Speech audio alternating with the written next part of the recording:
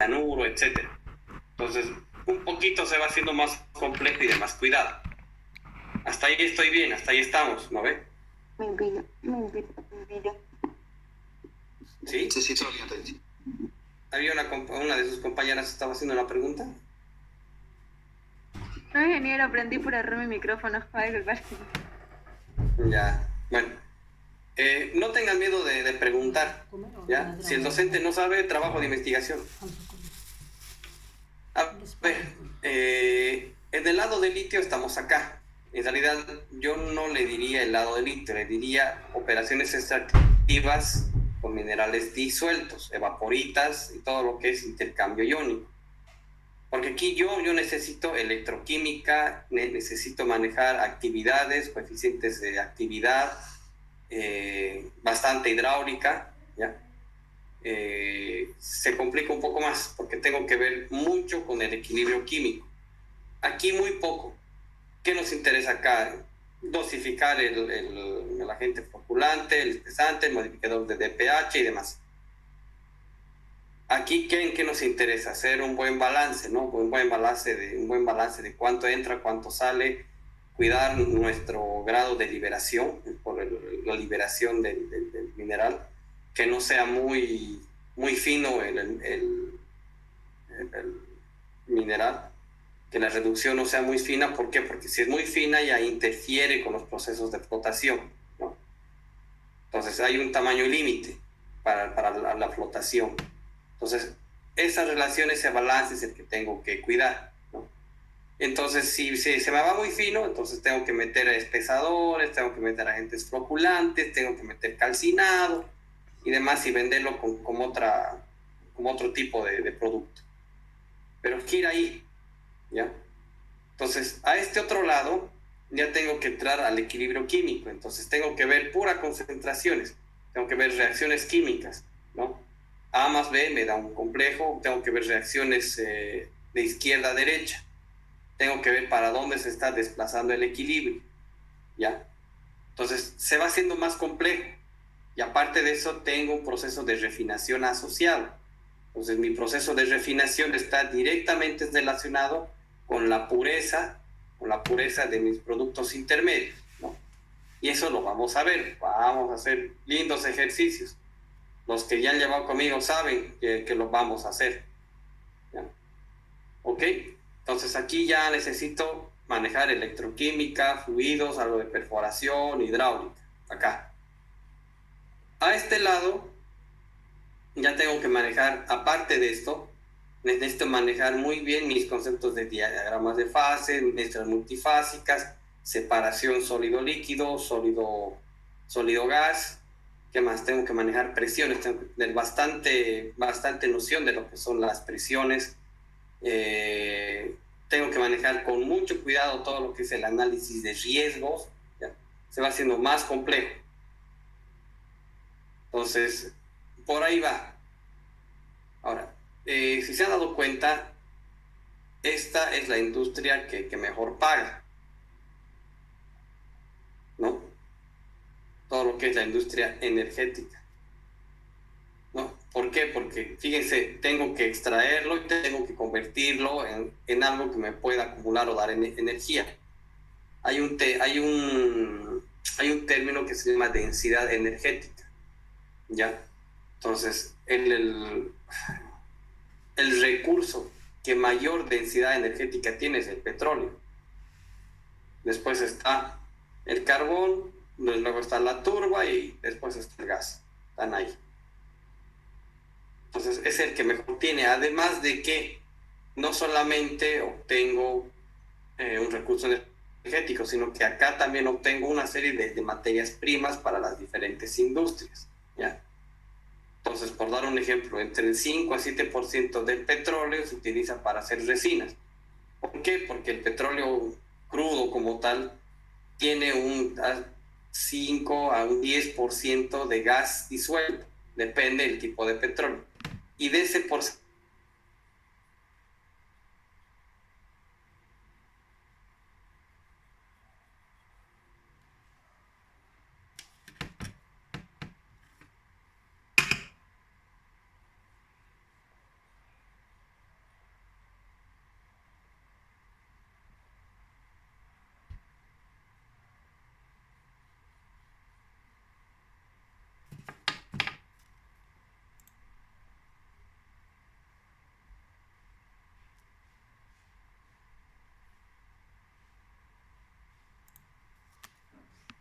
pero al atravesar la estructura ya cristalina de estos elementos, la polaridad del metal afecta la estructura molecular del elemento que lo está atravesando.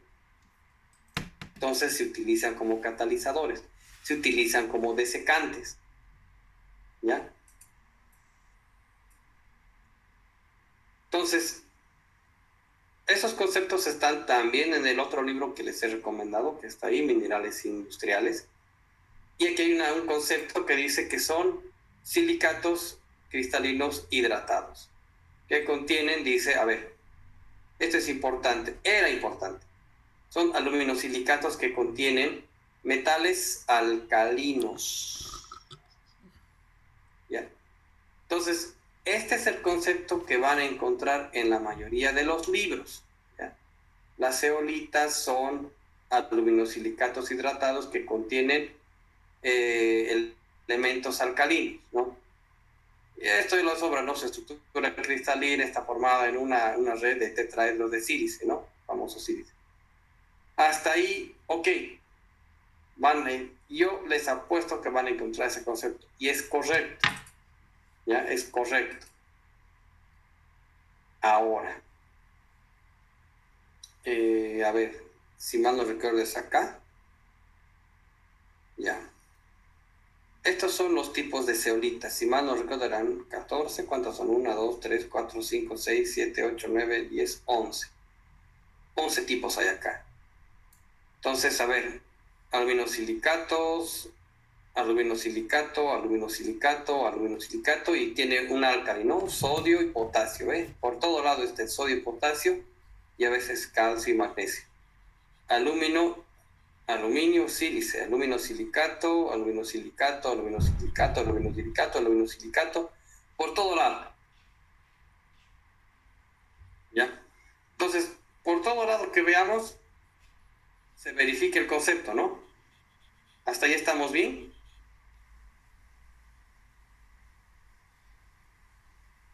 ¿Está bien el concepto? Sí. Aluminosilicato cristalino que tiene al menos la presencia de álcalis. Ok.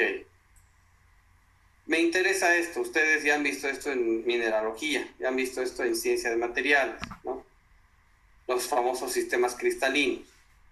Esto es, jóvenes, lo que realmente hace interesante a las zeolitas, que estas estructuras son tan grandes que permiten el paso de otros elementos, aquí está gravedad específica, estabilidad termal y capacidad de intercambio iónico.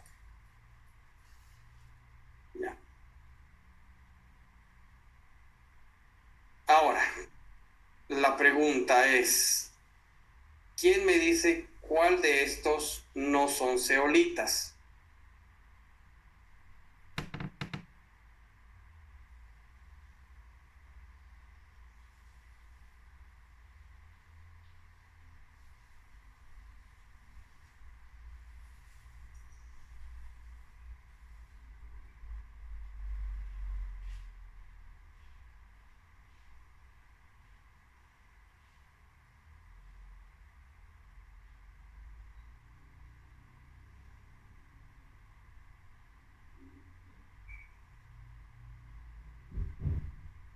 ¿Nadie?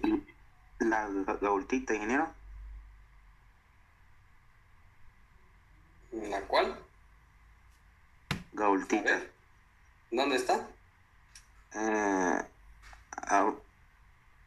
Por ahí.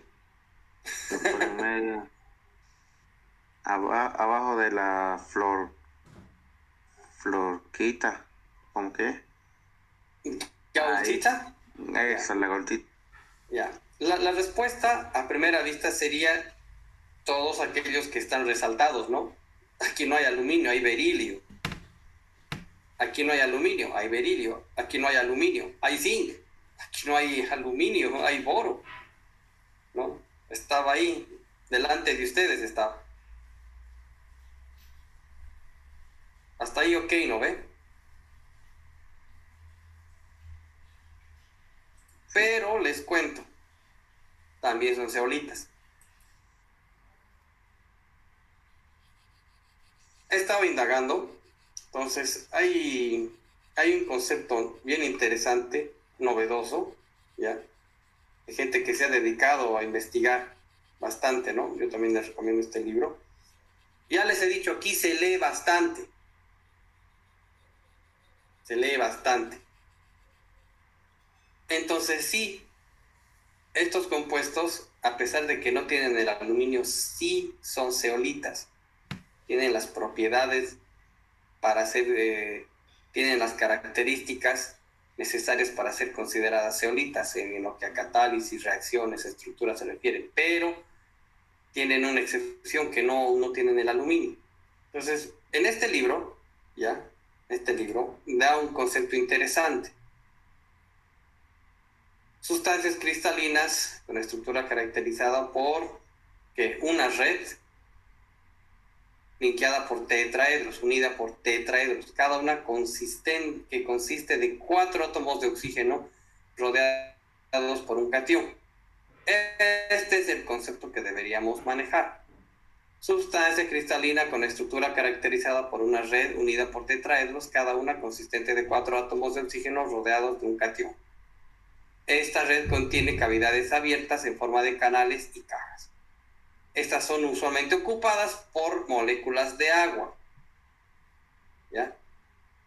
Y también por por cationes externos que son comúnmente intercambiables. Estos canales son lo suficientemente grandes para dejar el paso a otras especies, ¿no? Lo que les decía. Entonces, para mí, este concepto es el que debería valer. Pero si hubiese una pregunta en el examen, es válido el concepto anterior. Pero es mucho más válido este otro concepto, ¿no? Con eso ya les estoy indicando más o menos qué voy a preguntar en el examen, porque esto lo tienen que saber, ¿no? Más información de esto está en la USGS, ¿no? En el Servicio Geológico de los Estados Unidos, ¿no? United States Geological Service, ¿no? Más información, ¿no? Hay bastantes papers, ¿ya? Que nos están hablando de esta nueva definición de las zeolitas.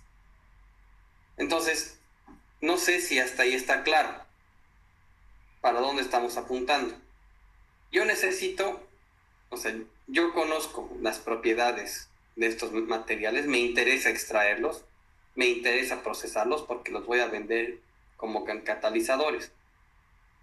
Entonces, para eso yo me voy a dedicar a la extracción de los minerales o de tierras que puedan contener cantidades interesantes de zeolitas. Perfecto. O si yo voy a trabajar en el área gas química, yo voy a trabajar con las zeolitas, yo voy a necesitar saber cuáles voy a usar para ciertos tipos de reacciones. Entonces, poco a poco estamos entrando a la parte práctica, que me interesa a mí que ustedes manejen la parte práctica. El resto es teoría, ¿ya? Me interesa introducirlos poco a poco aquí.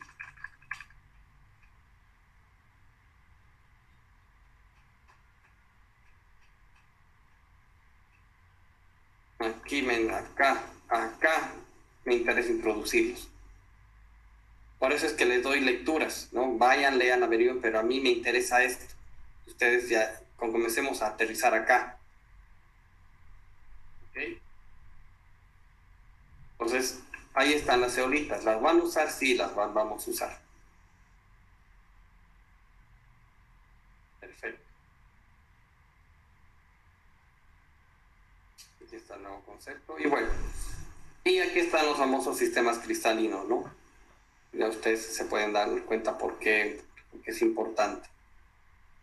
Y esto ustedes ya lo conocen, ¿no? Son los sistemas que lo han visto, ¿no? Con el estudio de las famosas redes de Bravais, ¿no? Y aquí un ejemplo de cada uno de estos. Entonces, haciendo hincapié a lo que les estaba diciendo, si yo voy a tener tetraedros, voy a tener que meter acá en esta estructura un tetraedro. ¿Ya? Entonces, esto lo voy a pasar rápido porque esto tranquilamente lo pueden sacar de bibliografía. Me interesa avanzar, ¿no? Tengo los sistemas triclínicos y monoclínicos, ¿no? Entonces, ¿qué me interesa de acá? Dar un ejemplo, ver una estructura típica. Y en el caso del triclínico, aquí tengo silicio y oxígeno. Este, en algún momento, podría formar un tetraedro. ¿Sí? Aquello no. El gipsio, el famoso sulfato de calcio, hidracaliza. Aquí tengo el ortorrómbico y el tetragonal, fíjense. Se van a dar cuenta que la mayoría van a encontrarse con... aquí está mal, ¿no? Aquí es SI, no es S nomás. ¿Ya? Hay un error aquí en la fórmula, es SI. ¿Ya? Aquí hay un error. ¿Alguien lo puede corregir? Ok. El hexagonal, lo mismo, ¿no? Aquí hay un silicio. Aquí hay otro silicio. No sé si se están dando cuenta, pero en la mayoría de los sistemas, siempre el mineral característico siempre va a tener sílice. ¿Por qué? Porque es la especie más abundante en la corteza terrestre. Ya les adelanto, es lo que más abunda. ¿Ya? Y si nos vamos a los átomos, aparte del oxígeno, la sílice es lo que más abunda. Aquí sí es probable tener un tetraedro, ¿no? Y en el sistema isométrico igual, fíjense. Prácticamente en el isométrico, aquí está bien facilito, tin, tin, tin. Aquí a la mitad puede haber uno aquí. 1, 2, 3, 4. 1, 2, 3, 4. Aquí hay un tetraedro, si se dan cuenta. Aquí, acá, acá y acá. No sé si alguien me lo puede notar. Aquí hay dos tetraedros, uno aquí y otro acá arriba. ¿Se ve, no ve? ¿Quién se acuerda de esto? ¿Se acuerdan de estos ejercicios? ¿Han hecho, no ve? ¿O no han hecho?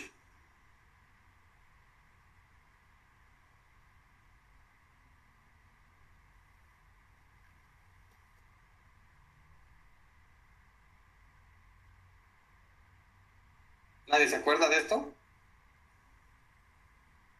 Poco. En metálica física avanzamos eso. Ya. ¿Qué hay que hacer aquí? Simplemente hallar el plano, ¿no? Sí. Entonces, ¿qué hago? Simplemente hago un truco, ¿no? Para hallar los planos de corte, simplemente prolongo, ¿no? Prolongo hasta intersectarlos con los ejes. Entonces, una vez que he prolongado, tengo mi notación 2, 1, 2 en el plano A, aquí está 2. En el plano B es 1 y en el plano C es 2, ¿no? Vamos a redes de Bravais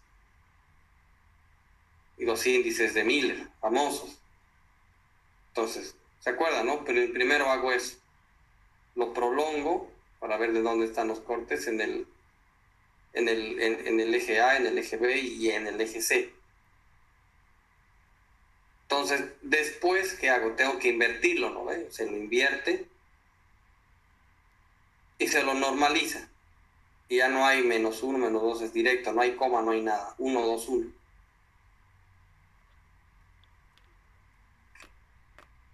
¿Cómo sería este?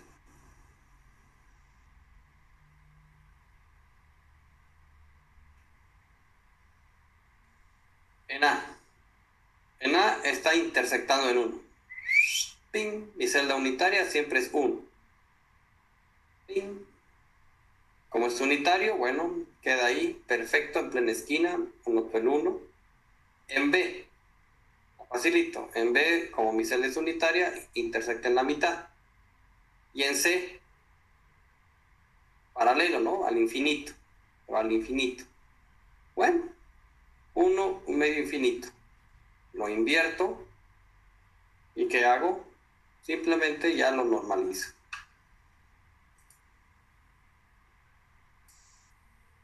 Este otro.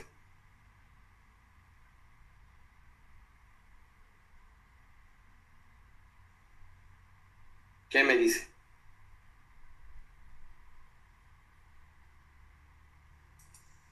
¿Mm? ¿Se acuerdan, no? Cuando no podíamos visualizarlo, para hacerlo mucho más sencillo, desplazábamos el eje. ¿No? Estos son los trucos que hemos aprendido. Entonces aquí está más sencillo. Desplazo el eje y en donde intersecta, en donde corta, en 1. Listo. En B, en 1. Y en C, en donde corta, menos 1. Y directamente ya lo invierto y lo normalizo. La única excepción aquí es que el menos se anota acá. ¿Se acuerdan de esto, no?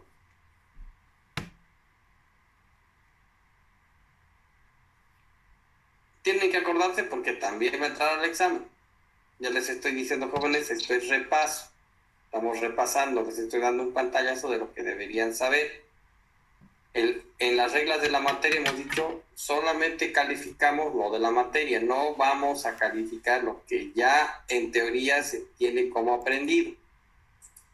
Si hay algún ejercicio en el cual tengamos que hallar primero los índices de Miller y después hacer algún otro ejercicio que nos permita calcular el espacio para que el átomo entre, si esto no está calculado bien, lo siento. Esto se los estoy poniendo para que ustedes se den cuenta de qué cosa tienen que repasar para el examen, qué cosa tiene que estar ya sólido. Estas dos clases, estos dos temas son como un refrescamiento, ¿ya? Refrescamiento, entonces tienen que salir un poquito, desempolvar sus apuntes y fortalecer su conocimiento. ¿Por qué me interesa? Porque vamos a tener este tipo de estructuras, ¿ya? Y fíjense, aquí están los tetraedros y esto es lo que yo les estaba diciendo. Cuando forme una red compleja, ¿ya? En el caso de una zeolita, ¿ya? Tranquilamente, si el puntero, pueden ver el puntero, ¿no ves? Si el puntero fuera un compuesto, tranquilamente pasa por acá. Pero al pasar por acá, va a estar influenciado por la carga positiva o negativa de toda esta puerta. Entonces puede que algún átomo se quiera pegar a este lado, simplemente evite pasar por aquí y pase concéntricamente. ¿Ok? Si tengo aquí otra estructura, si tengo acá otros puentes, seguramente van a querer pasar por acá. Va a sufrir algún cambio y pasará por este lado. Si el átomo es muy grande, seguramente no va a entrar acá. Y para entrar va a tener que partirse, fraccionarse en dos, cosa que pase por ahí. Por eso es bien útil, por eso es bien importante todo lo que estábamos viendo, índices de Miller, redes cristalinas, por esto, no las celdas unitarias, porque en base a eso ustedes, si se dedican a la industria cerámica, a la fabricación de catalizadores, ustedes tienen que armar y diseñar todo esto. Tienen que diseñar la estructura cristalina de la zeolita. Hay zeolitas sintéticas, correcto, se fabrican. ¿Es parte de la ingeniería de materiales? Sí, es parte de la ingeniería de materiales, por eso se llama ingeniería de materiales, que fabrican el material. Esta parte está clara, ¿no? ¿Se entienden por qué mi preocupación? Sí. Y una consulta. ¿Esto también va para lo de metalurgia también? ¿También tenemos que saberlo a fondo o superficial? Metalurgia física les va a servir, más que todo. ¿Por qué? Porque ahí se van a entrar a ver todo lo que son defectos cristalinos cuando necesiten hacer el análisis de algún tipo de fallo del material. Por dar un ejemplo, van a tener el caso que en algún momento yo les compartí, la rotura de los ejes de una red. ¿Por qué? ¿Por qué se rompió? Si no debería romperse, está hecha para trabajar bajo condiciones severas. Se hace el estudio y al final se determina que es un tipo de fractura frágil. ¿Por qué? Debido al clima. Porque ese día hacía frío, los equipos estaban afuera, había llovido, el equipo había estado parado durante 2 días, fin de semana, y cuando inició trabajo, prácticamente durante los primeros minutos el operador sintió trabado el mecanismo, lo forzó y se rompió. Conclusión, el análisis metalográfico indica que fue un tipo de fractura frágil y la fractura se realiza por la zona de clivaje del acero. Entonces, ahí, ¿qué van a hacer ustedes? Van a entrar a la metalografía, van a comparar las fotos con las estructuras cristalinas, van a ver las fases, van a entrar a los databooks de los aceros y van a ver si debería o no debería haberse fracturado. Van a hacer una autopsia, le llamaremos así. Metalurgia física se hace eso. En mecánica del sólido también se hace eso. Llevan una materia que se llama mecánica del sólido. Entonces ven los diferentes fenómenos de fatiga, fractura, en función a la estructura atómica, al ordenamiento cristalino. Entonces lo van a ver. En metalurgia se lo aplica ahí, ¿no? Más que todo para análisis de falla, ¿no? ¿Por qué falló? Debería haber fallado, la estructura estaba bien hecha, el material estaba bien fabricado, el material estaba hecho para esas condiciones de trabajo. Ahí lo van a ver. Van a ser como médicos forenses. ¿Ya? Y también para fabricación, ¿no? Van a hacer pruebas. Cuando ustedes entren a una fundidora, si alguien les pide algún nuevo tipo, no un nuevo tipo, les pide duplicar una composición y un acero, van a tener que hacer tipo prueba y error. Entonces ahí sí les van a pagar para que den, ¿no? Recomendaciones para obtener la estructura deseada. Entonces ahí sí, en lo que es metalurgia. En lo que es en el lado de materiales, más que todo va para el lado de la cerámica, para el lado de catálisis, ¿no? En ingeniería química tenemos una rama que se llama física teórica del estado sólido, que es el equivalente a metalurgia, no metalurgia, es el equivalente a mecánica del sólido. Ya, entonces, son análogos en toda esta parte. No sé si va la respuesta por ahí o tal vez, no sé si satisface la consulta. Sí, ingeniero, todo bien. Sí, entendido. Entonces, ahí tenemos una serie de estructuras ya ampliadas al microscopio. Son los diferentes arreglos, ¿no? Me interesa que vean esto, ¿no? ¿Cómo determinamos realmente la estructura? ¿Se acuerdan? Para eso utilizamos técnicas de caracterización. La que más se usa es la difracción de rayos X. La difracción de rayos X se basa en la refractancia de un haz luminoso, en este caso de rayos con cierta longitud de onda, que rebotan en las caras, en los arreglos cristalinos. Entonces, al analizar ese espectro, el ángulo de rebote que hace el equipo te dice, hay tantas caras en este ángulo y hay tantas otras caras en este otro ángulo. Va armando como una base de datos y busca los compuestos cristalinos que se asemejan a la muestra que ustedes le han puesto. Y les va a decir, hay la probabilidad que esto tenga esta estructura cristalina, puede que sea hexagonal, puede que sea cúbica y puede ser esto. Les va a dar una luz. El resto ya es análisis del laboratorista. El resto ya parte de ustedes. El equipo solo les va a dar una interpretación, una radiografía, les va a dar un espectro. Quienes tienen que interpretar el espectro son ustedes,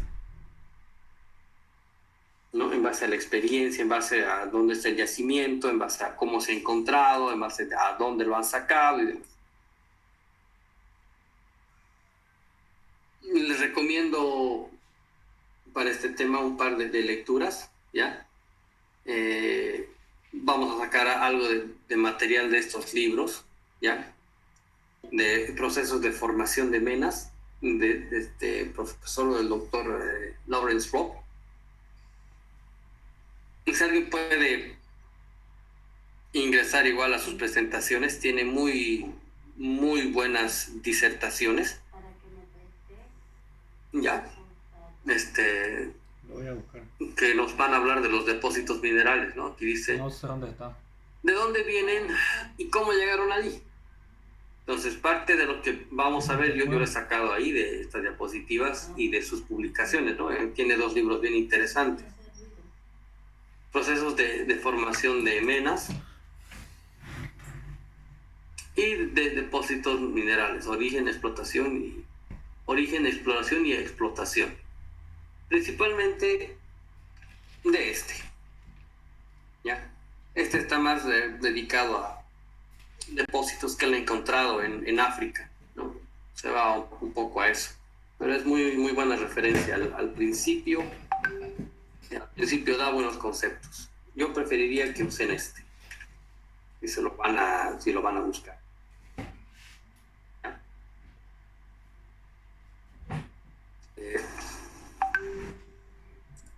No sé si hasta ahí hay alguna pregunta.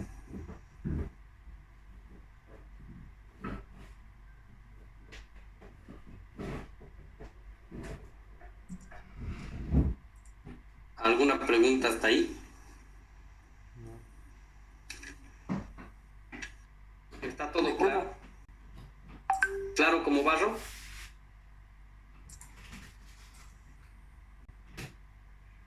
Ya. Entonces, sigamos. Ya estamos entrando a lo que es génesis mineralógica. Esto es sumamente importante porque estamos hablando. Ya sé que tengo que explotar, pero yo quiero saber cómo llegó ahí. ¿Por qué? ¿Por qué es importante un poquito ahondar en mineralogía, en petrología? Porque en algún momento ustedes van a estar metidos en lo que es la ingeniería extractiva, sea cual fuera el mineral, ya sea lo que fuera que vayan a explotar. O sea, sea lo que sea que ustedes vayan a explotar, necesitan por lo menos informarse de qué está ahí, por qué está ahí y con qué se pueden topar. Ya, en mi caso específicamente, yo les puedo decir, a ver, si yo voy a estudiar las formaciones geológicas Ixtla y Santa Rosa, yo sé que las dos son ácidas y es muy probable que las dos tengan alto contenido de dióxido de carbono. Ok, pero si me voy a la zona sur, es muy probable que incluso encuentre trazas de mercurio. Entonces, más o menos yo ya sé con qué me puedo topar. Ahora, ¿de qué me va a servir eso? ¿De qué me serviría eso? Me va a dar una luz de los procesos aguas abajo que podría yo necesitar. No sé si está claro por qué necesitamos estudiar la génesis mineralógica.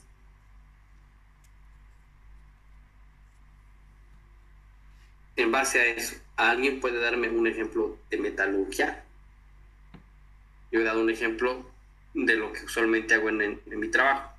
¿Alguien puede darme algún ejemplo que alguno de sus docentes les haya dado?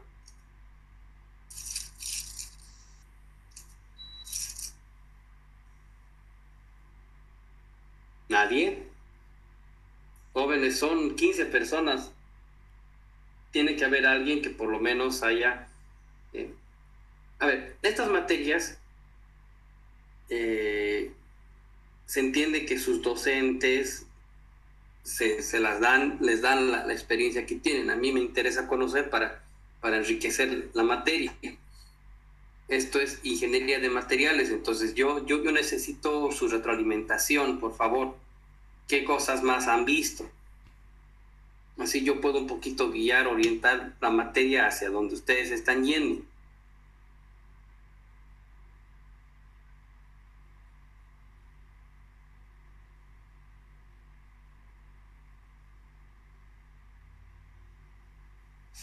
Ingeniero, ¿puedes recargar la pregunta otra vez?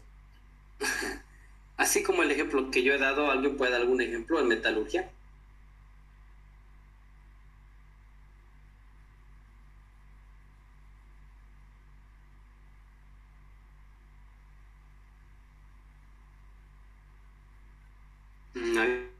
Bien.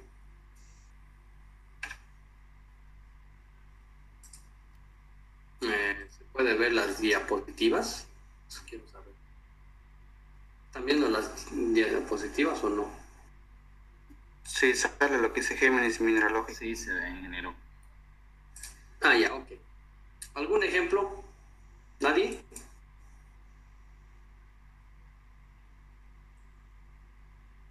Bueno, si nadie quiere dar, entonces tengo 24 personas menos 2, que soy yo mismo, serían 22.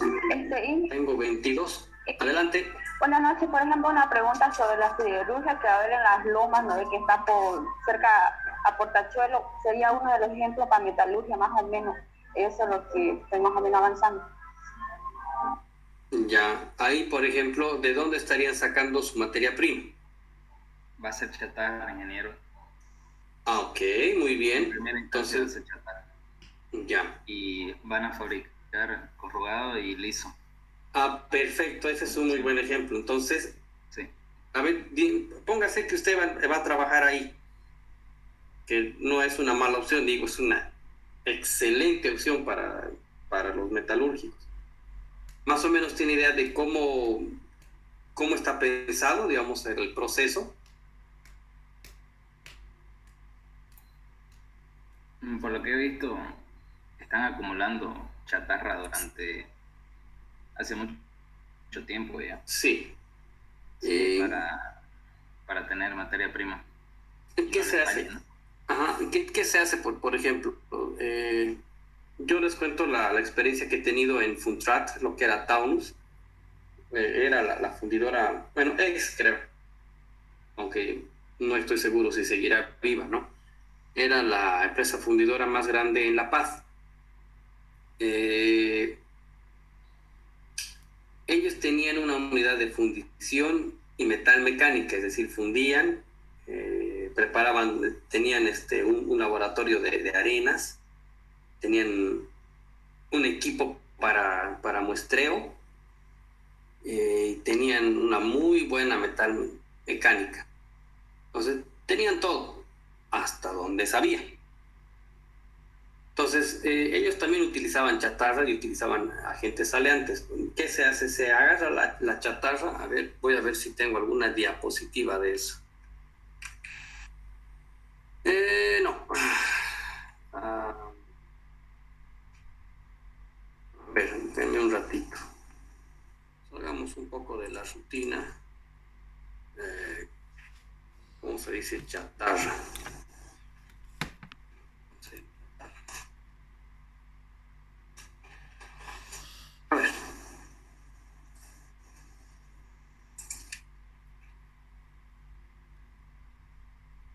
Necesito una foto. Esta foto está perfecta.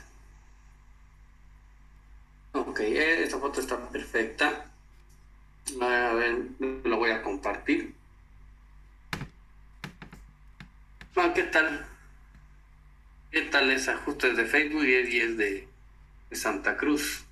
No sé si será. A ver, las comparto. No se aprecia. Sí, recién se las voy a compartir. ¿Dónde ¿Dónde están? ¿Dónde están? Estás aquí.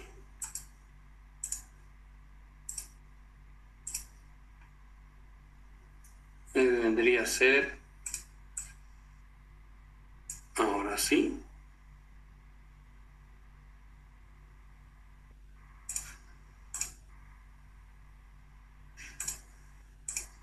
Creo que lo pueden ver, ¿no? No, ahora sí. Ya. Entonces, fíjense. Dice Santa Cruz. No sé si será de la que estamos hablando, pero generalmente cuando compran chatarra, ¿qué van a hacer? De la chatarra que están comprando, seguramente le están pidiendo acero, todo lo que es aceros. Entonces, ¿qué van a hacer? Ellos tienen ya una base de datos y seguramente tienen a alguien que conoce de la industria. Entonces, si le venden tubos usados, por ejemplo, de lo que es perforación, que ya no están en uso, que se ha desechado, se ha corroído, se han reemplazado, entonces ellos ya saben, este es un acero API 5L, perfecto, esto va a ese lado. Si están comprando caño común, bueno, este es una 106, va para el otro lado. Están comprando soleras usadas, ya perfecto, este es una IC 1040, digamos. Entonces van clasificando.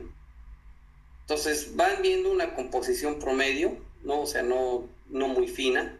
Entonces deben tener unos 3 o 4 o 5 grupos de aceros que tienen una composición similar. Entonces van a trabajar a partir de eso, ¿no? Aceros que tengan un 0.37 a un 0.050 de agentes aleantes y demás, carbono en este caso, ¿no? ¿Y qué van a hacer?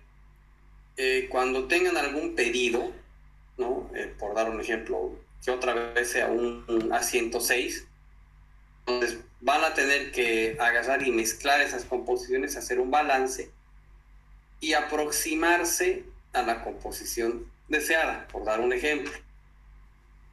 Si yo aquí tengo, no sé, un acero que tenga un 0.025 y aquí tengo un acero que tenga un 0.04, entonces puedo mezclar ambos para obtener un 0.038, ¿no? Entonces hago un balance, cuánto de esto con cuánto de esto. Y lo que me falta lo voy a completar con aleantes, se compran. Las metalúrgicas compran sacos de aleantes, es decir, acero altamente concentrado con un aleante en específico, níquel, vanadio, y eso es caro, ¿no? Y con eso van afinando la concentración. Entonces, hay un equipo es un equipo, ya no recuerdo el nombre, era un equipo que prácticamente le hacía el análisis. Se hace un disparo, se agarra, una vez que se lo mezcla, se lo funde, se lo pone al caldo y se saca una cucharada, se la solidifica y se saca una probeta, y esto es rápido, ¿no? Porque el caldo no puede estar todo el día ahí, en estado líquido, eso es dinero. Entonces rápidamente se solidifica, se fabrica una probeta, se la lleva al análisis, ¿ya? Se hace un disparo y el equipo le saca la composición, ¿no? Le saca cuánto de cadmio, cuánto de níquel, cuánto de molibdeno, cuánto de vanadio tiene y cuánto de carbono, ¿no? Obviamente no le saca cuánto de hierro, porque se entiende que el 99% es hierro, ¿no? Y en base a eso, una vez que se llega a la composición, ¿ya? Recién se hace el vaciado de la pieza, ¿ya? Y una vez que se tiene la pieza, se aplica el tratamiento térmico y el recocido, dependiendo el tipo de artículo que les hayan solicitado. Aparte de eso, se tiene que controlar la velocidad de enfriamiento, y aparte de eso, es importante la preparación de la arena.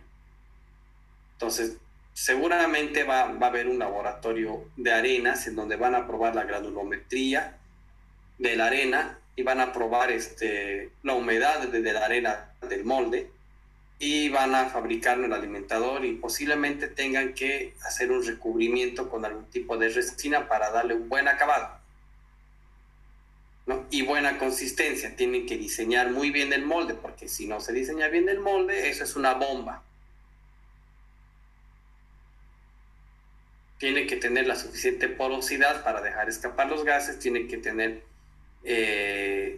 la salida de vapor lo suficientemente adecuada para dejar escapar los vapores, porque si hay humedad dentro, eso es una bomba. Entonces revienta, ¿no? Entonces ha habido casos que el molde en sí revienta. Entonces la arena tiene que estar bien compactada, tiene que tener una buena porosidad y recién se saca una pieza. Eso es lo que generalmente se hace en una fundición, en una que utiliza chatarra. Más o menos un poco te les he descrito qué es lo que sea Funtrato o lo que sea Taunus. No sé si sigue su página de internet. No pueden buscar ahí Taunus. A ver, buscaremos. Veremos si sigue vivo. Taunus.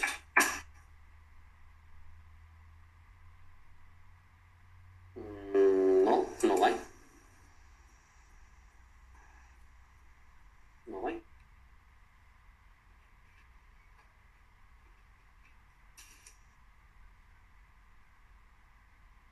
No hay. Parece que ya no hay jóvenes.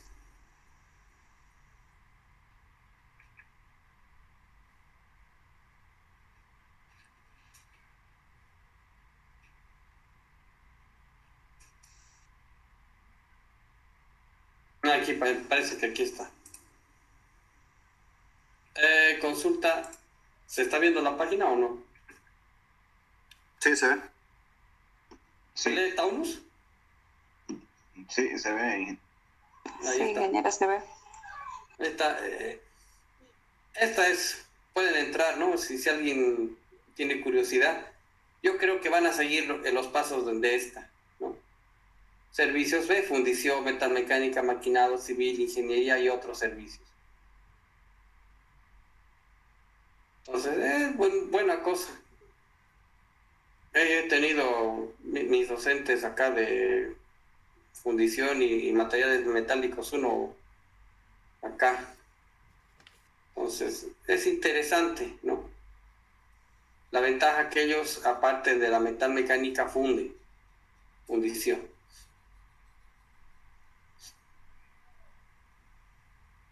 Aquí está. Esos son los talleres. Miren, fíjense, de una carcasa para bomba y aquí están los impulsores. Generalmente, fíjense, estas son bombas para pulpa.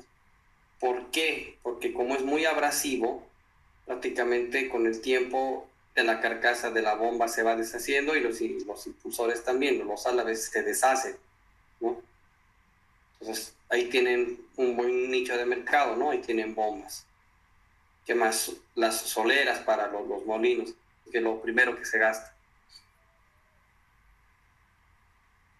Ahí están. Y tapas para otros equipos. Después, lo último que sabía era que también estaban haciendo los repuestos de las pisaderas de las orugas de los de equipos pesados, ¿no? Porque eso también se desgasta. Las cuchillas de las retroexcavadoras también, ¿no? Y de los tractores. Entonces hacían, tenían nomás trabajo.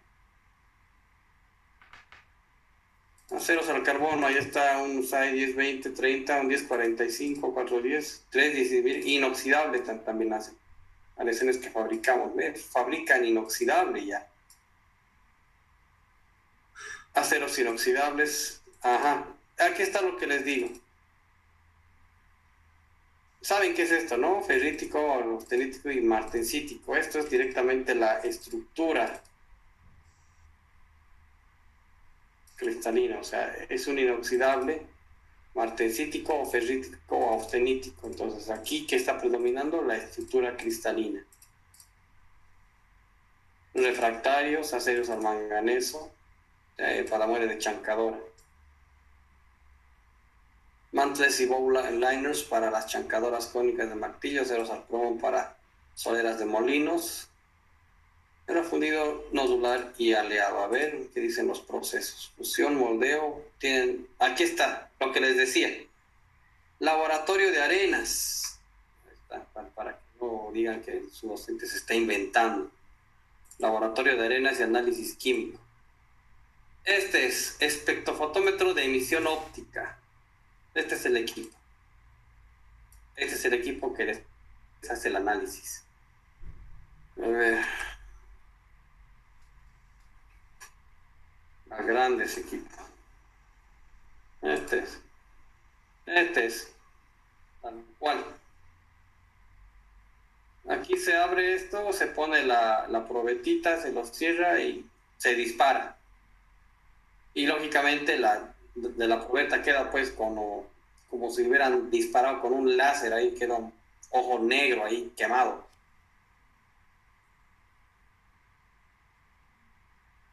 Entonces, ese es el campo de aplicación, ¿no? de los metalúrgicos. Yo creo que la fundidora que están instalando ahí en... ¿Dónde es? ¿Por dónde es? Buenavista. Por ahí va a ser... Las lomas va a ser lo mismo que esto. Estoy seguro que va a ser una copia de esto.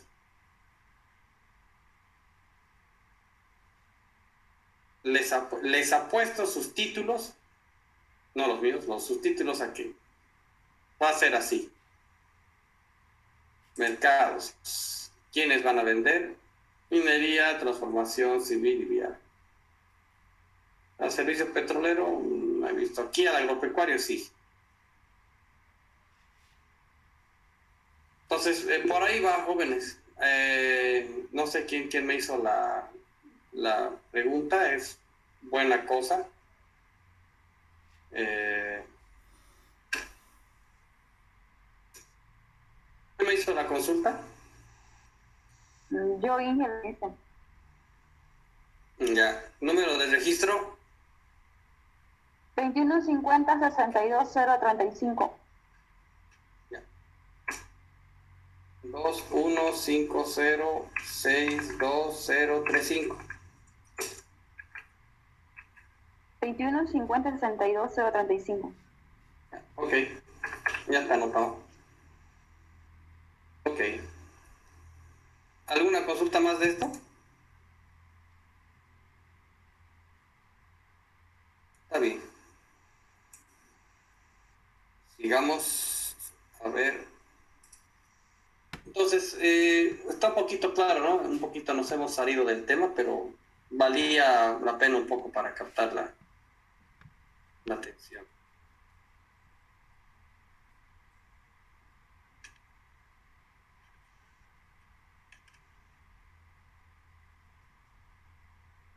No tengan temor de hacer consultas.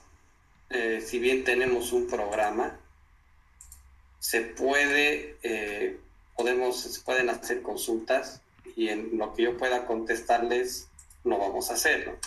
Hay temas que no domino, obviamente, voy a decir, no domino, por ejemplo, fundición, ¿no? Nunca fue uno de mis fuertes, pero sí tuve la oportunidad de fundir, ¿no? Ahí, entonces, es interesante al que le gusta, pero como les digo, su docente ahorita no es su pasión. Por algo será. Bueno. Este es interesante, se los he puesto así un poco para que se den cuenta. La génesis, prácticamente, de la Tierra y la Luna. Entonces, si ustedes buscan en la bibliografía, se van a encontrar con esto, ¿no? Que prácticamente a partir del choque de dos planetoides, Theia y Prototierra, se ha conformado lo que es ahora la Luna y la Tierra. Lo cual significa que ha habido un intercambio de especies entre ambos, ¿no? Entonces, eso ha dado origen prácticamente a que todos los minerales que ahorita tenemos sean una mezcla tanto de la prototierra y de Teia, ¿no? Que vaya a saber qué otras cosas tenía. Entonces, es algo así, fíjense. No sé si se puede ver la animación. No, no se ve nada. O es que Se yo, ve. es que yo no. Se ve. Yo no veo. Se ve. Entonces, es una simulación, ¿no? De cómo ha sido. Prácticamente uno se ha incrustado en el otro. Ha habido una incrustación y prácticamente parte de lo que era el material de la prototierra salió. Y eso es la luna, ¿no? Entonces, dentro de la corteza terrestre del núcleo hay material, ¿no? que se ha quedado. Aquí está.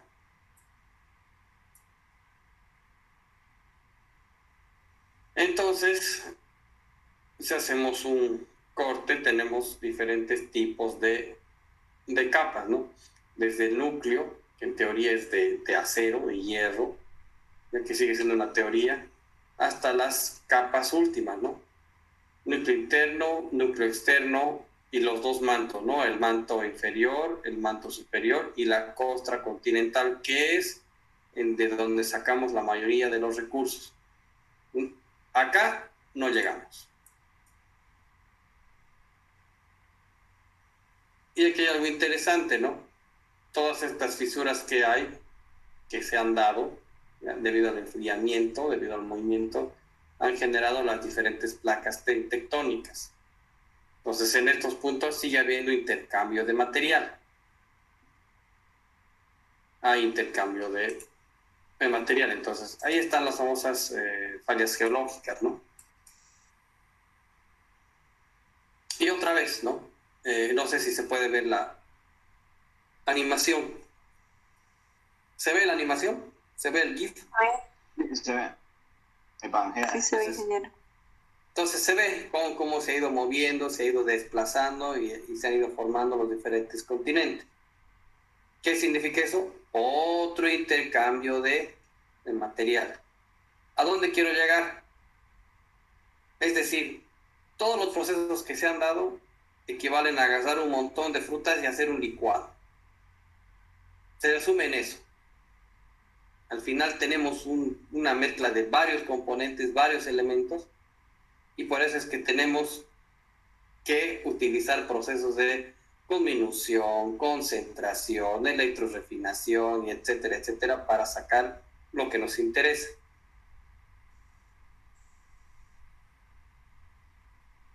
El durazno. A mí me interesa esto porque si quieren un mejor pantallazo de cómo realmente es el núcleo, la mayoría de los textos dicen durazno.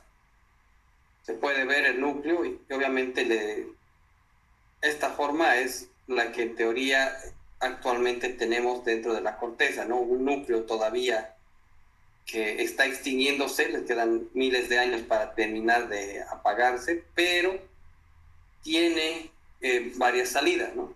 Aquí. Entonces, todo este flujo que hay aquí, toda esta parte, está en un estado de transición entre líquido y sólido, entonces es todavía fluido. Entonces, prácticamente por eso es que existen volcanes, existen fumarolas en el fondo de los mares, porque son puntos de alivio.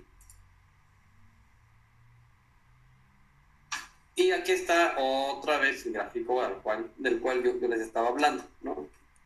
Como la tengo.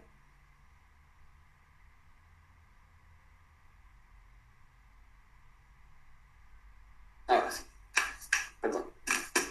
Otra vez tenemos el gráfico. Esto un poco más detallado. ¿Recuerdan el gráfico que les decía?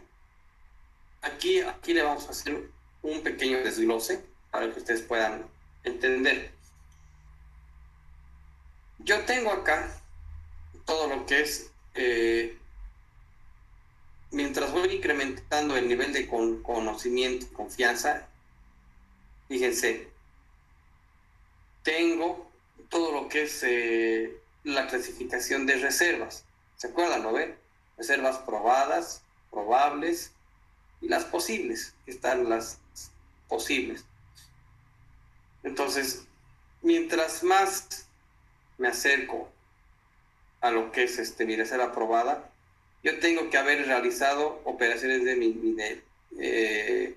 minería, tratamientos metalúrgicos, un análisis económico, un análisis legal, un análisis ambiental, social, y todo eso que hemos visto en las primeras diapositivas, cuando ya tengo, dice, factores que contribuyen a la explotación exitosa de un depósito, cuando ya estoy en plena operación, recién yo tengo mi reserva probada y certificada.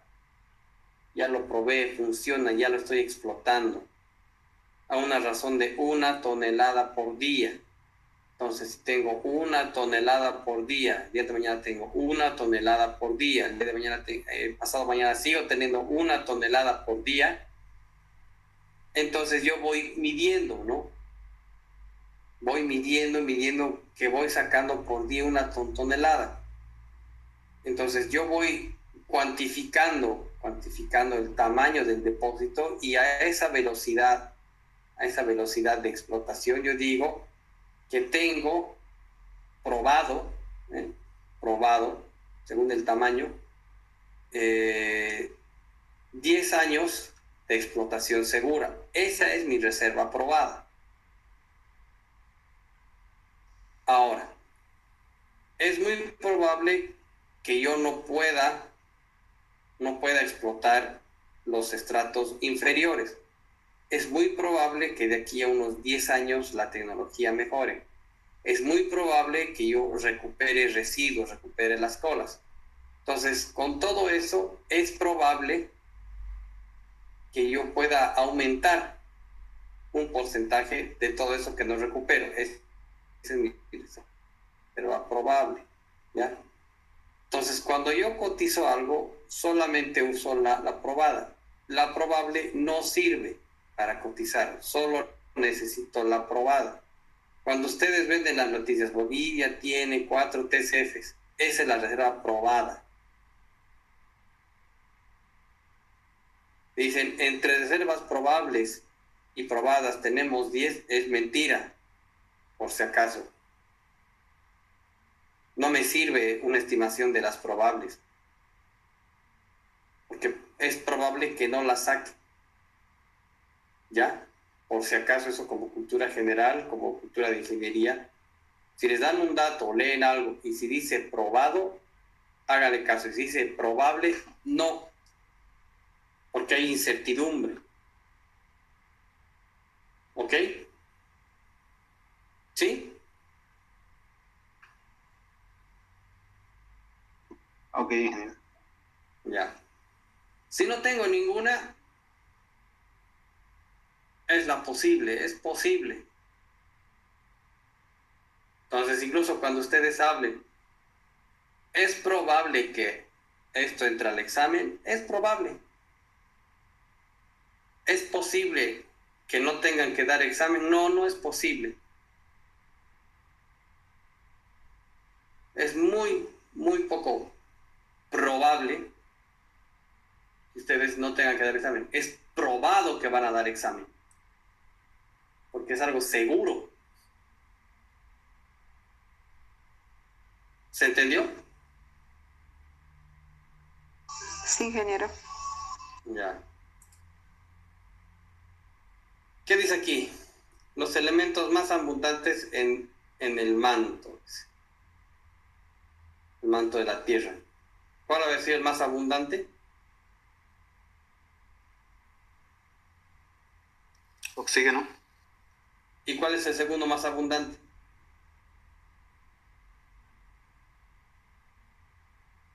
Magnesio. ¿Y este otro? Silicio. Este se encuentra prácticamente muy profundo, cerca al núcleo, y este se encuentra en la superficie. Esto más esto, ¿qué es? silicatos. Por eso es que en la lección anterior se han dado cuenta que todo era silicato, silicato, silicato, silicato, silicato, silicato. Están por todo lado. Y otra vez, ¿no? Otra vez les recomiendo, busquen este libro, tiene muy buenas referencias. Y aquel que quiera ahondar en lo que son mineralogía y petrología, les recomiendo este otro, ¿no? Materiales de la tierra. Introducción a la mineralogía y petrología. Aquí están los autores, ¿no? Si alguien quiere más información, pues están acá. No se descuiden de la bibliografía. Entonces, ¿qué nos toca ver? Nos toca ver los tipos de rocas. ¿Por qué? ¿Dónde está? Porque todo lo que vamos a explotar está acá.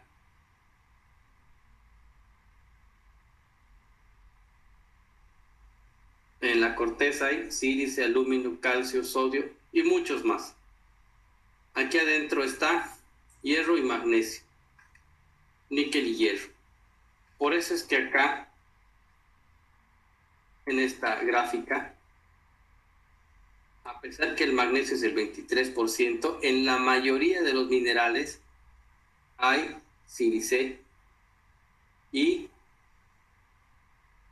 oxígeno.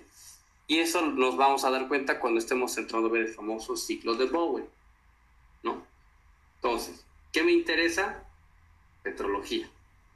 Entonces, cuando yo tengo que extraer un tipo de mineral, yo necesito clasificar los diferentes tipos de rocas, ¿ya? ¿Por qué? Porque ya están ahí. Entonces, la ciencia, la mineralogía, la petrología y todas las ciencias mineralógicas utilizan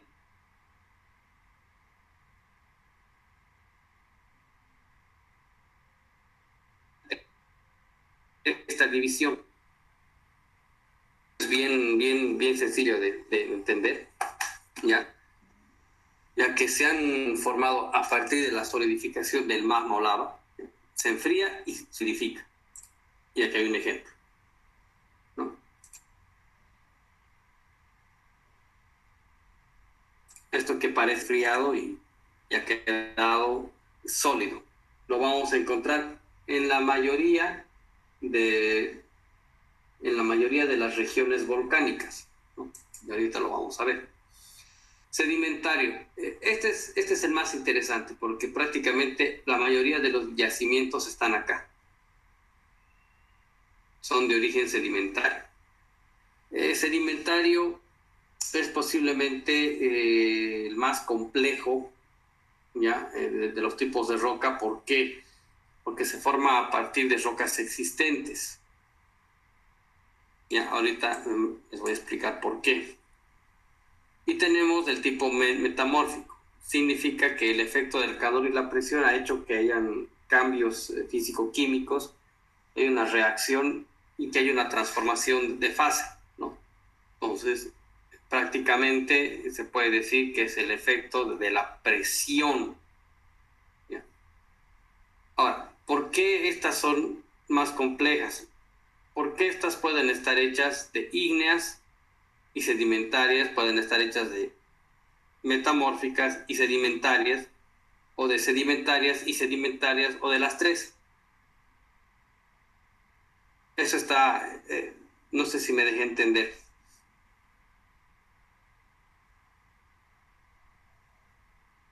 Estas se pueden formar de sedimentarias o de la mezcla de las anteriores. En el caso de las ígneas, fíjense, simplemente es un fenómeno de solidificación. Es la salida de todo el magma que sale y se solidifica. Y dependiendo del tipo de enfriamiento puede ser intrusivo o extrusivo, es decir, si es un enfriamiento rápido o si es enfriamiento tardío. Un enfriamiento rápido puede darse cuando salen disparadas y caen al mar. Un enfriamiento rápido. ¿Ya? O si es un enfriamiento tardío, Si es que el magma ha estado ahí enfriándose muy lentamente, entonces puede darse eso. Ya, aquí no hay mucha ciencia, no hay mucho para ahondar. No sé si se puede ver la animación. En el anterior semestre hemos tenido problemas con los GIFs. Sí se ve. Se ve, ingeniero.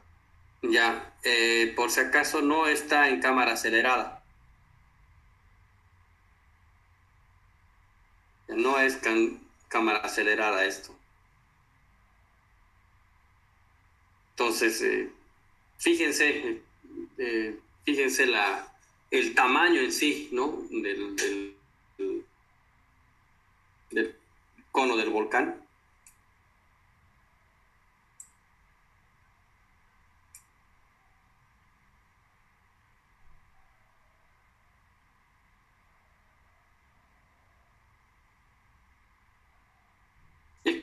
Hay un proceso de solidificación. Ustedes ya han llevado solidificación para entender. Cuando el material se está solidificando, ¿ya?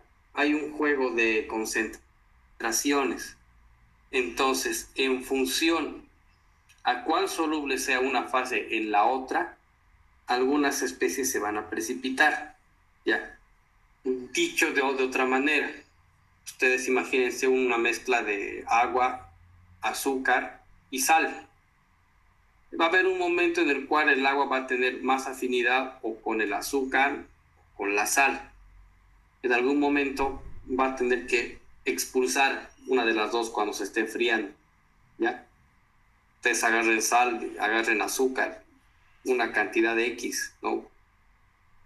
Cualquiera juegue con las concentraciones en agua caliente y conforme se vaya enfriando, tarde o temprano, el momento que se va enfriando, va a botar o a la sal o al azúcar.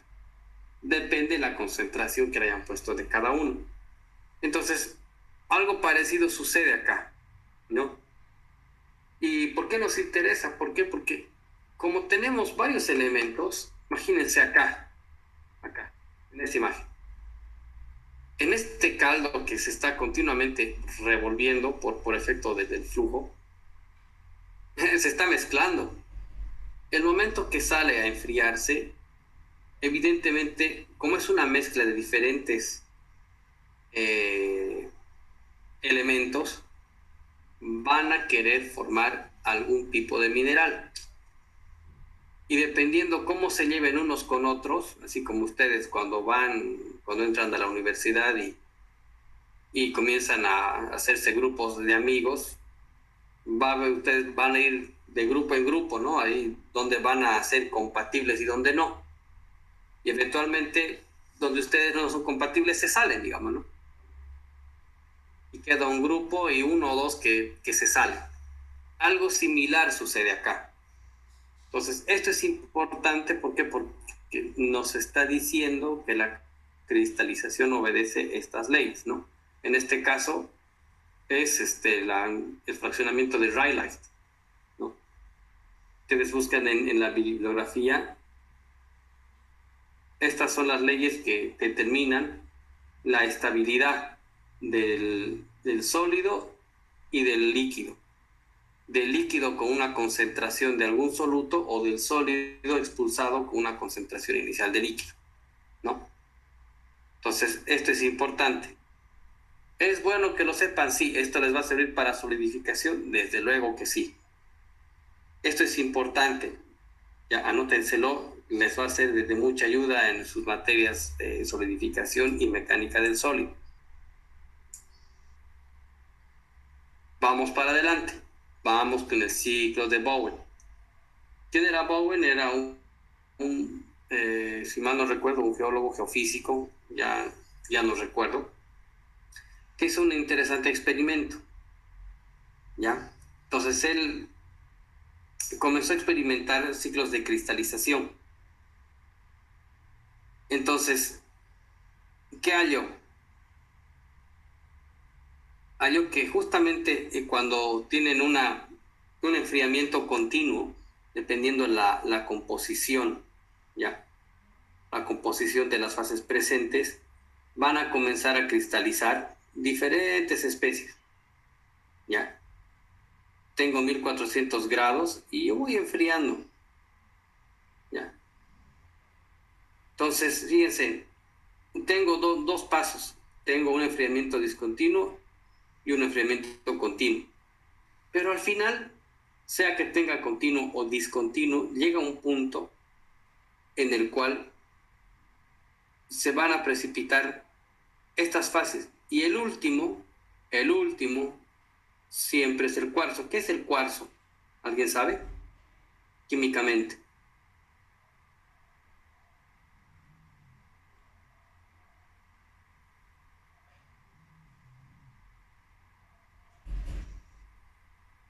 ¿Qué es el cuarzo? Un cristal de sílice. ¿De qué?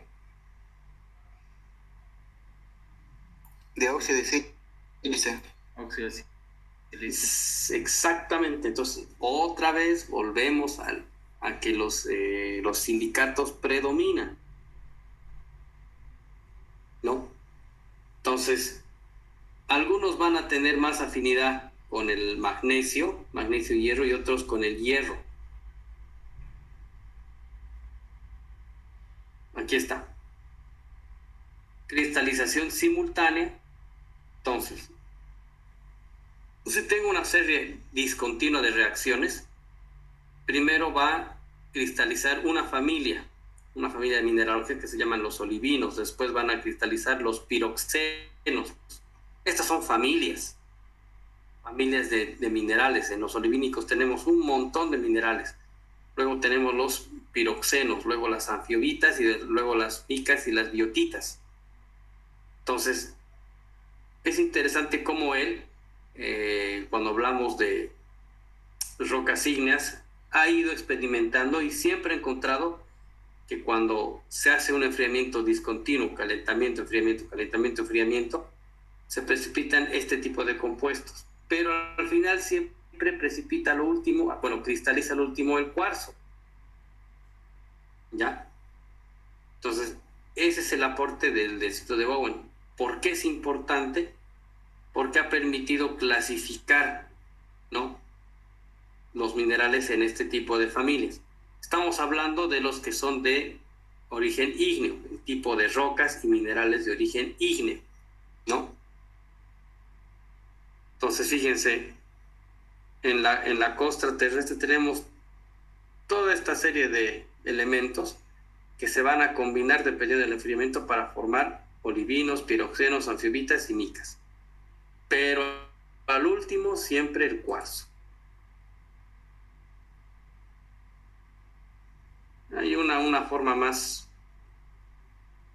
gráfica de verlo, ¿no? Ok.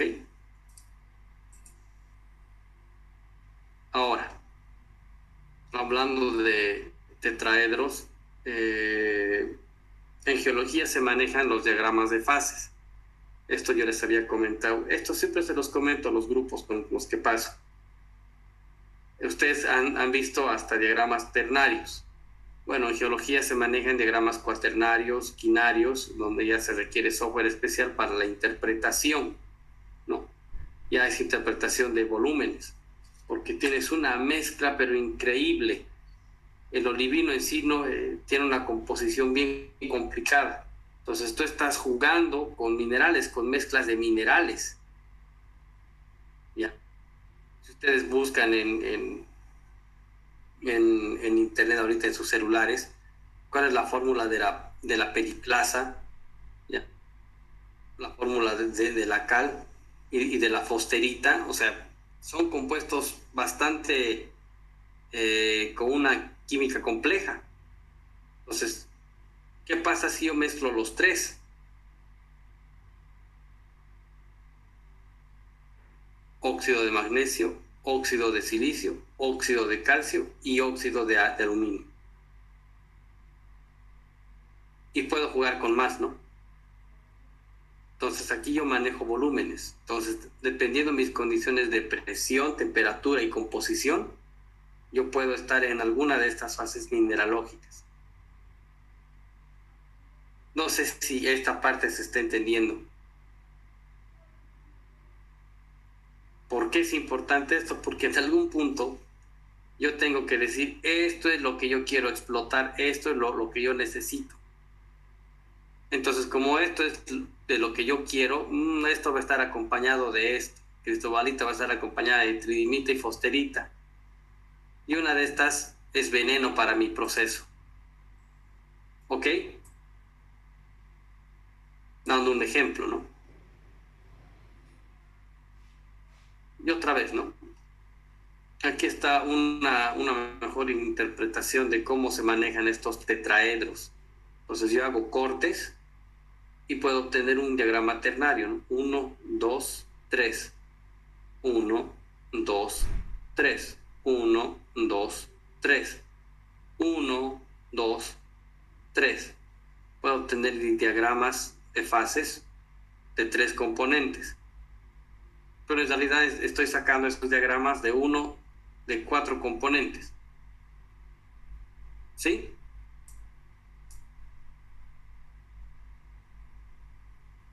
Dicho de otra manera, cuando voy enfriando, fíjense, tal vez esto es un poquito más gráfico. Dice los principales elementos que son producidos desde el magma, desde el líquido. Entonces, conforme yo voy enfriando, fíjense cómo va cambiando la composición. Comienzan a cristalizar, pero el sílice sigue en estado líquido. ¿Ya? Sigue cristalizando, pero sigue en estado líquido. Y al final me queda solamente el sílice. Es el último en cristalizar. Sílice. Aquí está el magma y estos son los cristales que se han formado. Llega al equilibrio, ¿ya? Utilizamos las correcciones de Rayleigh y de repente vemos que esta especie ya no es estable y tiene que salir de la mezcla. Entonces sale con silicato, pero salen todas estas. Vamos enfriando y van saliendo las demás, pero al final va quedando casi solamente la sílice. Por eso es que es la última en cristalizar. Ahora, ¿por qué es importante esto? ¿Por qué? Porque conforme van cristalizando, van cambiando de estructura. ¿Ya?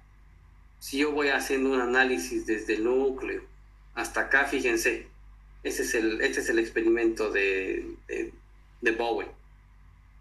Conforme voy enfriando, voy saliendo, aquí voy a encontrar diferentes tipos de aleaciones. Por ejemplo, acá, fíjense con cómo está la estructura de los tetraedros, ¿no? Voy hacia un punto más frío y cómo están los tetraedros. Tiene otras características. Entonces tiene otras características, acuérdense. Si me cambia la estructura, me cambia las propiedades, me puede cambiar la composición. Entonces por eso es importante, porque yo me voy dando cuenta qué cosas voy a obtener conforme voy cavando más adentro, conforme voy fundiendo, qué cosas voy a tener, qué contaminantes. ¿De qué va a depender esto? De mi energía libre de Gibbs, qué tan estable es el mineral, ¿no? Y esto, ¿dónde se refleja? ¿Qué tan estable es el mineral? Me va a determinar la cantidad de energía que yo necesito darle a mi proceso para sacarlo. Mientras más estable sea la forma mineral, si yo quiero sacar, por dar un ejemplo, oro o hierro, más energía yo tengo que gastar en mi proceso para romper esto.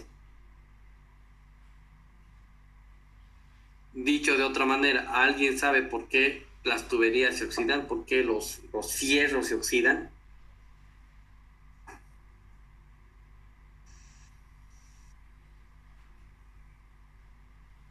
¿Por la corrupción?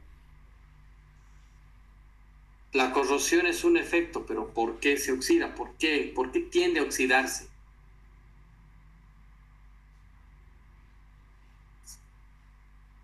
Porque ese es su estado natural. estado más estable, porque su energía libre de Gibbs es baja. Ya ha pasado todo esto. Entonces ha tenido una energía de Gibbs baja y es estable en forma de óxido. Es su forma natural, su forma más estable, como óxido de hierro. Entonces la mayoría de los minerales están en forma de óxido de hierro, tienen trazas de sílice, evidentemente porque han salido de acá, han estado atrapadas acá, y lógicamente para sacarlo tengo que deshacerme de todo esto. Entonces tengo que darle bastante energía, por eso es caro, la fundición es cara, porque tengo que hacer un montón de operaciones para concentrar, refinar, fundir, volver a fundir y volver a fundir, pasar por electrólisis, porque es muy, muy, muy estable. Y la forma de acero puro, hierro puro o acero al carbono, no es su forma natural, no es una forma estable. Su energía libre de Gibbs es alta. Consecuentemente va a buscar ir a su energía libre de Gibbs más baja. ¿Y cuál es esa? Su forma de óxido, su forma natural.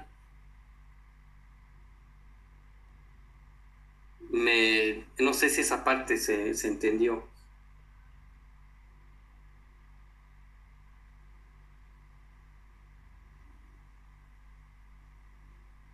¿Falso o verdadero? Verdadero. ¿Cómo saben que es verdadero? Y no se las estoy charlando.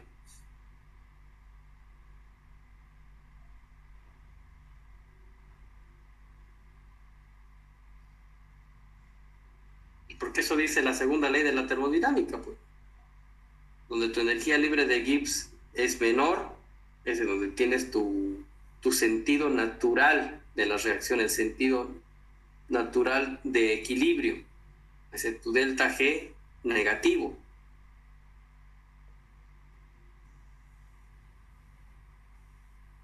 Uh-huh. Ya. ¿Esa parte se entendió? Clarito será. Ya.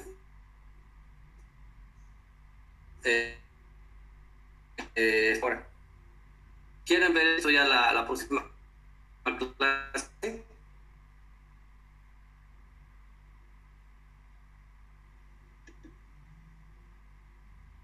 Porque ya desde Se escucha cortado el audio, ingeniero. No sé. entramos a lo que es a los fanáticos de litio, ¿no? Les va a encantar Se escucha cortado. No se escucha, ingeniero. Se escucha cortado el audio, ingeniero. rocas sedimentarias. Ya. Quedemos ahí para la próxima clase. Está bien. Está bien, ingeniero. Ya. Alguien anótese, alguien que se anote dónde estamos. Yo le hago recuerdo, rocas sedimentarias. Ya. ¿Hay alguna consulta, pregunta? Es importante que hagan preguntas. Al menos todos los que no están durmiendo.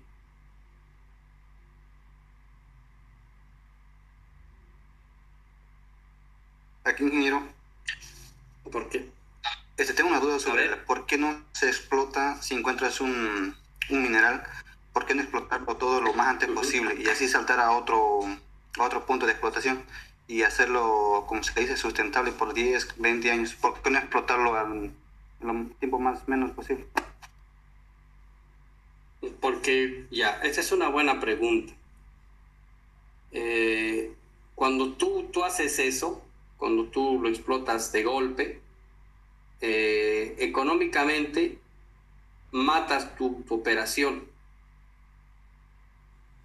Eso sale más que todo por un análisis económico. Puedes reventar el mercado tú mismo, ya.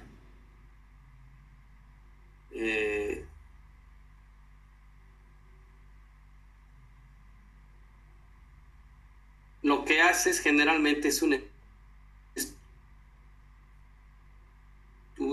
al revés.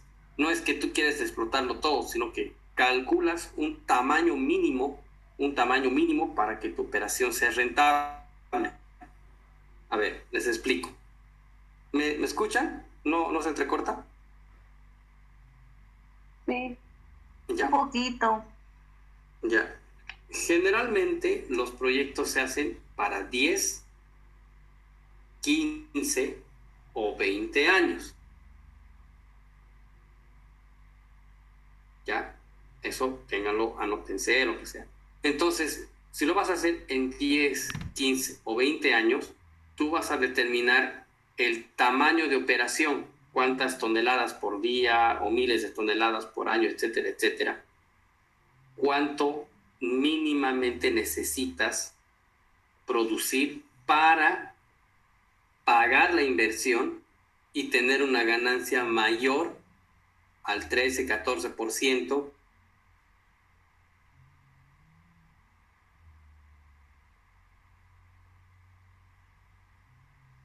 que es el equivalente a poner tu plata en un banco.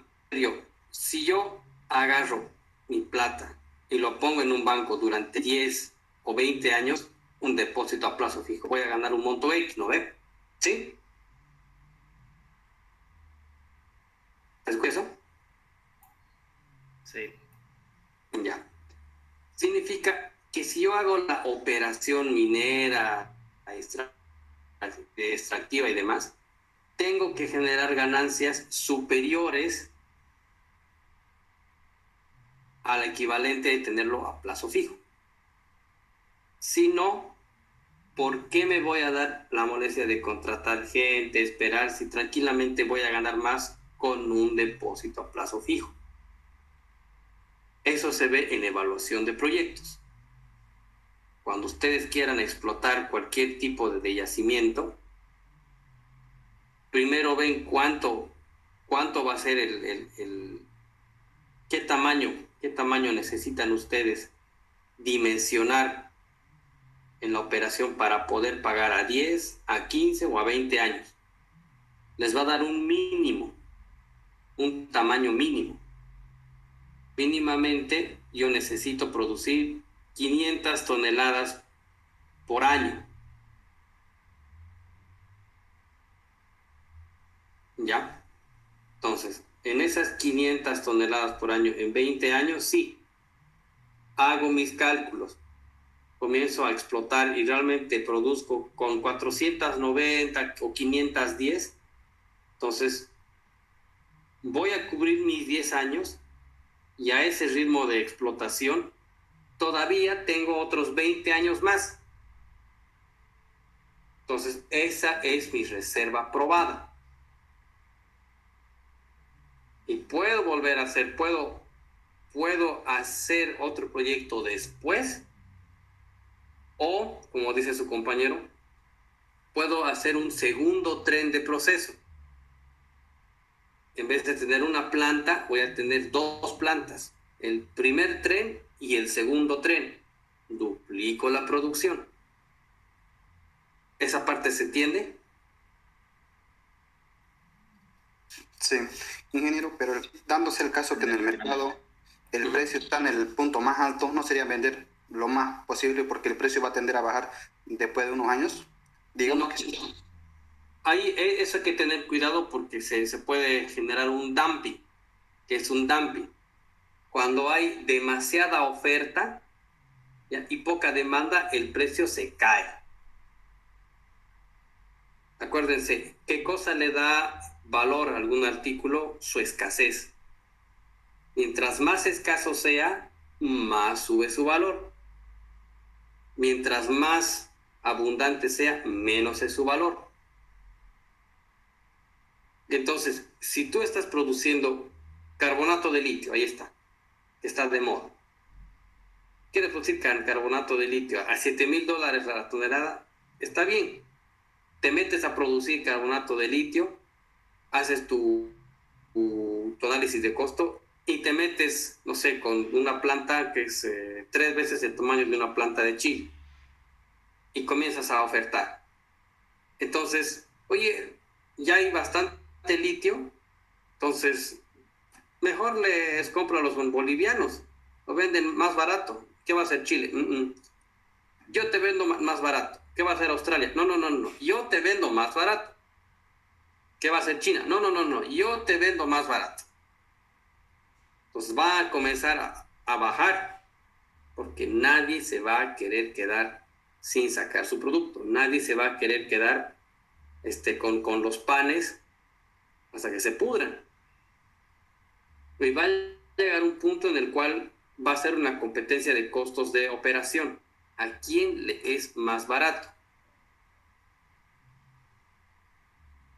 Entonces va a comenzar a bajar el precio. Entonces otra vez se tienes que rearticular tu proyecto. Ya no vas a ganar 10, vas a ganar 8. Entonces, ¿te va a dar tu proyecto con 8?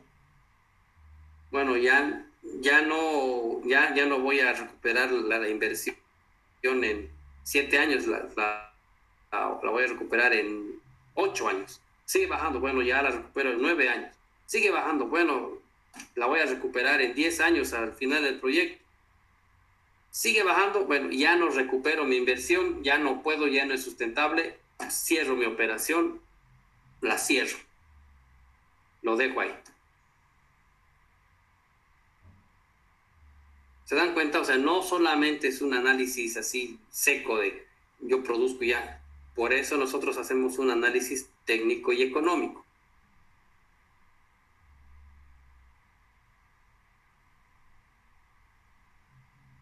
No sé si se ha respondido la pregunta. Sí, ingeniero. Por eso es bonito hacer, digamos, proyectos. Porque no solamente es agarro, lo exploto y ya. Y el precio, okay. Y la tecnología, ok. ¿Y qué pasa con la parte ambiental? Y eso te va sumando costo. Tu ganancia se va diluyendo. Ingeniero. ¿Sí? Esa parte de la sobreoferta, Uh-huh. es lo que pasa con el petróleo, ¿no? Sí. Un ejemplo. ¿Por qué se cayó el precio del crudo? Simplemente porque el gas de pizarra, el petróleo de pizarra, comenzó a ser más y más rentable, ¿no? Además que Estados Unidos daba incentivos a las empresas que realizaban este tipo de operaciones. Obama quitó algunas restricciones ambientales, ¿no? Habían unas multas, las quitó, entonces ya se hacía mucho más fácil meterse a hacer fracking. Entonces comenzaron a proliferar estas empresas. Entonces comenzó a subir ya primero el autoabastecimiento de Estados Unidos. Entonces dejaba de comprar a Medio Oriente. ¿Qué hizo Medio Oriente? Comenzó a bajar el precio, cosa de reventar a todos aquellos productores de gas de esquisto, de petróleo de esquisto. Al mismo tiempo, se quitaron las restricciones a Qatar. Qatar comenzó a vender reservas.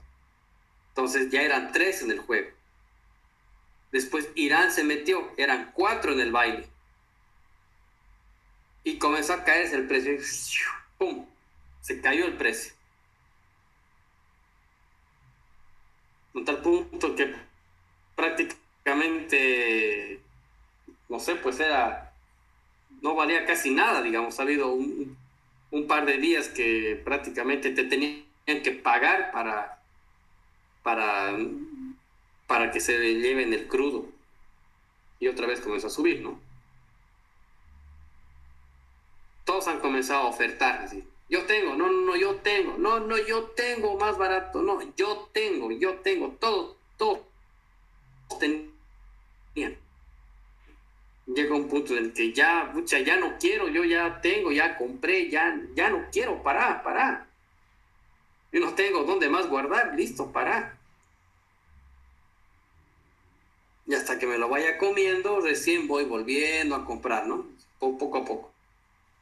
Entonces, esos son los efectos, ¿no? O sea, no solamente es hacer un análisis frío de yo tengo, yo lo exploto y se acabó. No es tan sencillo.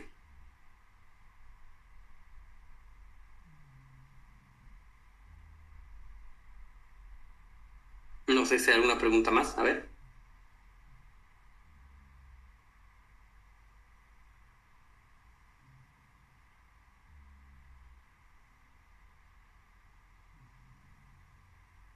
Bueno.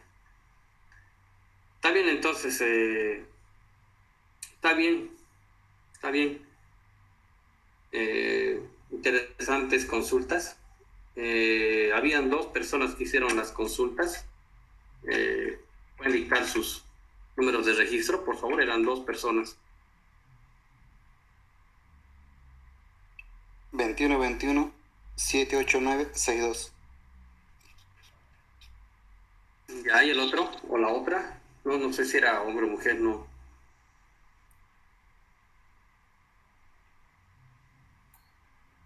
Hubo una compañera que ya le dictó y Ya. yo le hice otra, ¿no? Número de registro. 2130 70 367. Listo. Ya está registrado. Está bien. ¿Esto por qué? Porque al final muchas veces de estas consultas salen cosas interesantes que por algún motivo que desconozco van a parar al examen. Así que bueno, eso es, jóvenes. Quedamos acá. Nos escuchamos el día jueves. Jueves, ¿no? Sí, es jueves, Inge. Sí, Sí, jueves. Ya, perfecto. Nos vemos, oímos el jueves. Listo, jóvenes. Que descansen. Para ingeniero. Hasta luego, ingeniero. Listo. Hasta luego, ingeniero. Listo.